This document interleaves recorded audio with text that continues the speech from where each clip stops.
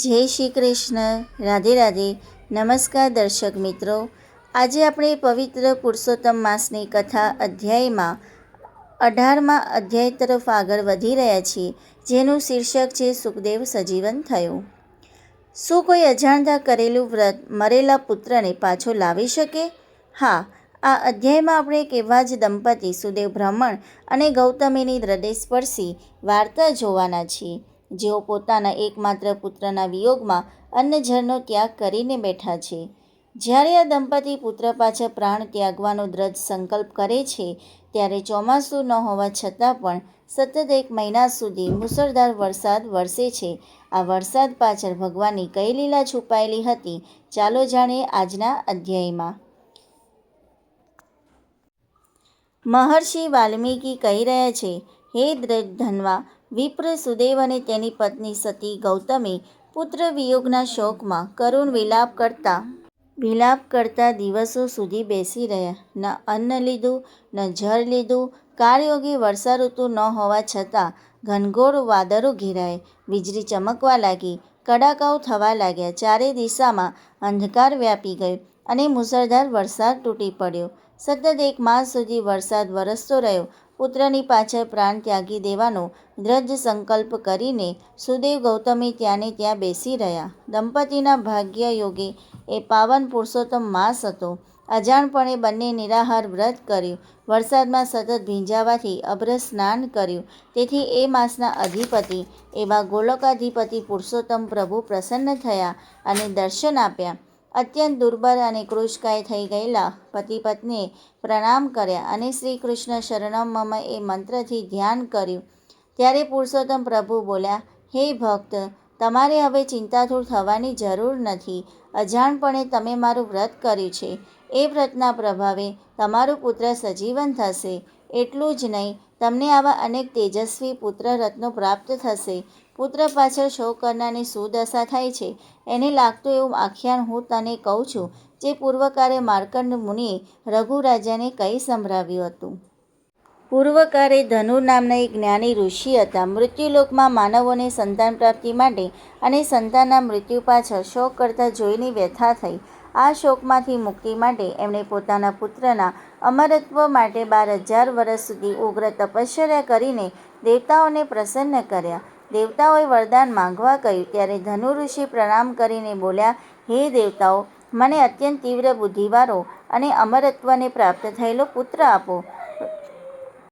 દેવતાઓએ વરદાન માંગવા કહ્યું, ત્યારે ધનુ ઋષિ પ્રણામ કરીને બોલ્યા, હે દેવતાઓ, મને અત્યંત તીવ્ર બુદ્ધિવાળો અને અમરત્વને પ્રાપ્ત થયેલો પુત્ર આપો. ઋષિની આવી માંગણીથી વિમાસનમાં મુકાયેલા દેવતાઓ બોલ્યા, હે ઋષિ, તમે માગો છો એવું તો કોઈ કાર્ય બન્યું નથી, માટે કૃપા કરીને બીજું કંઈક માગો. ત્યારે ધનુ ઋષિ બોલ્યા, હે દેવતાઓ, અમર નહીં તો મને દીર્ઘાયુ પુત્ર આપો. સામે દ્રષ્ટિગોચર થતો પર્વત જ્યાં સુધી આ પૃથ્વી પર રહે ત્યાં સુધી મારો પુત્ર જીવિત રહે એવું શુભ વરદાન આપો. દેવતાઓ તથાસ્તુ કહીને પોતાના નિવાસસ્થાને પધાર્યા. થોડા સમય પછી ઋષિ ધનુરે પુત્ર રત્નની પ્રાપ્ત કરી.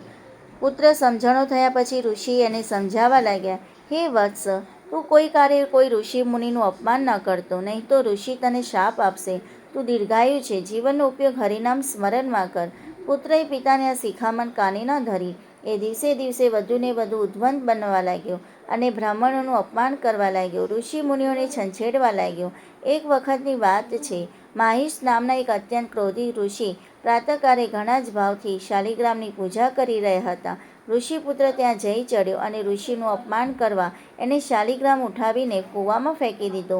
આથી ક્રોધિત થયેલા ઋષિએ એને શ્રાપ આપ્યો કે તારું અત્યારે જ મૃત્યુ થાવ. પરંતુ ઋષિપુત્રને કાંઈ જ ન થયું. ત્યારે ઋષિના આશ્ચર્યનો પાર ન રહ્યો. તત્કાળ એમણે સમાધિ દ્વારા જાણી લીધું કે આ ઋષિપુત્રને શ્રાપની અસર કેમ ન થઈ. કારણ જાણતા જ એમણે પોતાના મંત્ર બળે હજારો મહિષો ઉત્પન્ન કર્યા. એ મહિષોએ પરવારમાં એ પર્વતનો ભાંગીને ભૂક્કો કરી નાખ્યો. પર્વત નષ્ટ થતાં જ ઋષિપુત્ર મરણને શરણ થયો. એની પાછળ પુત્ર શોકમાં વ્યાકુળ થયેલા ધનુ ઋષિએ પુત્રની ચિંતામાં પડીને પોતાના પ્રાણનો ત્યાગ કર્યો. આ આખ્યાન સંભળાવ્યા પછી ભગવાન પુરુષોત્તમ બોલ્યા, હે સુદેવ, વિધાતાના લેખને ટાળવા જે અઠાગ્રહ કરીને પુત્રનું ફળ મેળવે છે એ કદી સુખી થતા નથી. માટે કદી હઠયોગ કરીશ નહીં. તારો પુત્ર તારા વ્રત બળે ચિરંજીવી બન્યો છે. તું પવિત્ર પુરુષોત્તમ માસના વ્રતના પુણ્ય પ્રભાવે સંસારના સર્વ સુખ ભોગવીને બ્રહ્મલોકને પ્રાપ્ત કરીશ. ત્યાં 12,000 વર્ષ સુખ ભોગવીને તું ફરી મૃત્યુલોક પર પાછો ફરીશ. તારું નામ દૃષ્ટધન્વા હશે. તું ચક્રવર્તી રાજા બનીશ. તારી પત્ની ગૌતમી રાજરાણી ગુણવંતી બનશે. એ 4 પુત્રો અને 1 પુત્રીને જન્મ આપશે.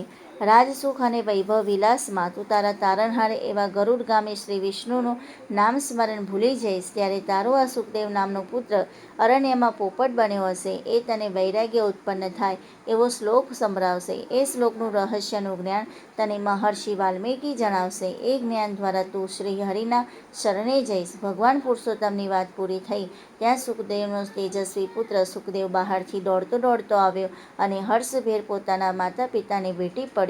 પુત્રને સજીવન થયેલો જોઈ સુદેવ ગૌતમીના આનંદનો પાર ન રહ્યો. બંને શ્રી હરિનો જય જયકાર કરવા લાગ્યા. દર્શક મિત્રો, અહીંયા અધ્યાય 18 કમ્પ્લીટ થાય છે. હવે આપણે એનો સરળ ભાષામાં સારાંશ જોઈએ અને પછી લાસ્ટમાં બોધપાઠ જોઈએ.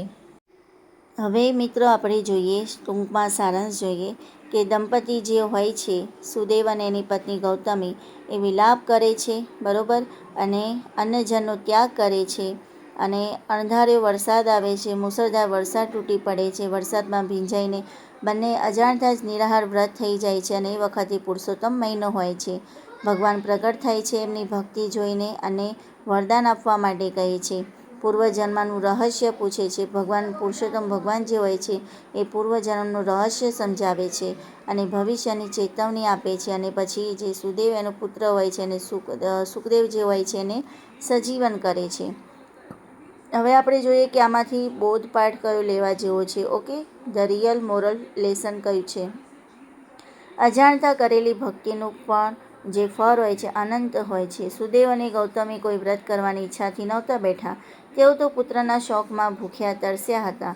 છતાં પવિત્ર પુરુષોત્તમ માસના પ્રભાવથી તેમનું એ સંકટ પણ મહાપુણ્યમાં બદલાઈ ગયું અને મરેલો પુત્ર પાછો મળ્યો. આ દર્શાવે છે કે પુરુષોત્તમ મહિનામાં ઈશ્વર આપણી માત્ર ક્રિયા નથી જોતા, અજાણતા થયેલી શરણાગતિ પણ સ્વીકારી લે છે. સુખ અને વૈભવમાં ઈશ્વરને ન ભૂલવા. વાર્તાનો સૌથી મહત્વનો વળાંક એ છે કે ભગવાને વરદાન આપવાની સાથે ચેતવણી પણ આપી. માણસ દુઃખમાં ભગવાનને યાદ કરે છે, પણ જેવો રાજસુખ અને વૈભવ વિલાસ મળે કે તરત જ હરિનામ ભૂલી જાય છે. ઈશ્વરને ભૂલવો એ માણસનું પતન નોતરે છે. તેથી ગમે તેટલી સમૃદ્ધિ આવે, ભક્તિ ક્યારેય ન છોડવી જોઈએ. અહંકાર અને અપમાનનું પરિણામ. પુત્ર પૂર્વજન્મના રાજા હોવા છતાં એક સામાન્ય ઋષિપુત્રના અપમાનના કારણે અકાળે મૃત્યુ પામ્યો હતો. આ બોધપાઠ આપે છે કે ગમે તેટલી સત્તા કે પદ હોય, કોઈ નાના કે નબળા માણસનું અપમાન ન કરવું, કારણ કે કર્મનો સિદ્ધાંત રાજાને પણ છોડતો નથી. તો અને બીજું હતું કે અઠાગ્ર, ક્યારેય પણ હઠ ન પકડવી જોઈએ. ભગવાન પુરુષોત્તમ વિષ્ણુ ભગવાન ખુદ સમજાવે છે કે હઠથી તમે જે વસ્તુ માગો છો એ ક્યારેય પછી લાંબો ટકતી નથી. તો એ પણ વસ્તુ આ અધ્યાય આપણને શીખવે છે. ખુદ ભગવાન પુરુષોત્તમ ભગવાન સમજાવે છે. તો મિત્રો, આ સાથે આપણે અહીંયા અધ્યાય 18 પૂરો થાય છે. જો તમને આ વિડીયો ગમ્યો હોય તો વિડીયોને ચોક્કસ લાઇક અને શેર કરજો. ચેનલ ઉપર જો તમે નવા હો તો ચેનલને જરૂરથી સબસ્ક્રાઈબ કરજો અને આવા જ આગળના અધ્યાય સાથે કન્ટિન્યુ આ ચેનલ સાથે બન્યા રહેજો. જય શ્રી કૃષ્ણ. રાધે રાધે.